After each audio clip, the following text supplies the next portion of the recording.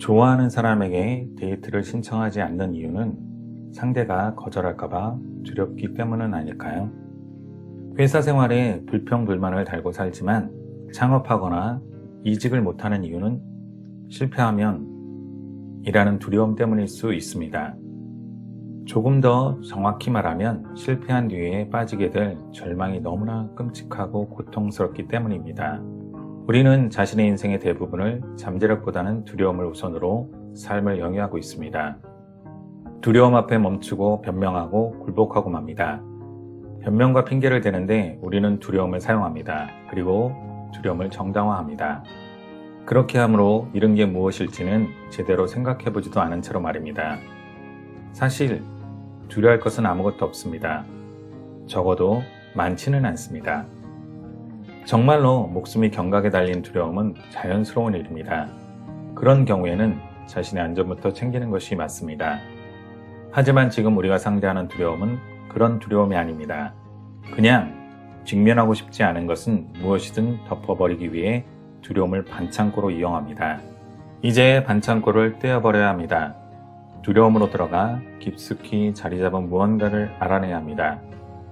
알아냈다고 생각하고 흔히 쉽게 답을 이렇게 말합니다. 실패에 대한 두려움이요. 그러나 정확한 답은 아닐 것입니다. 누군가에게 들은 답을 빌린 것일 수 있습니다. 나를 멈추게 하는 것은 실패에 대한 두려움이 아니라 누군가가 나를 평가질하는 것을 피하고 싶은 욕구입니다. 내가 어떻게 보일까? 어떤 사람으로 보일까 하는 걱정 뒤에 회피하기 시작합니다. 그러면서도 조언을 듣고 책을 읽고 변화하려고 노력합니다. 당신은 회피하는 삶을 나아지게 만들려고 노력하기 시작합니다. 하지만 이런 노력이 회피적인 삶을 강화하는 단계가 되기도 합니다. 그렇다면 어떻게 해야 회피하는 삶의 고리를 끊어버릴 수 있을까요?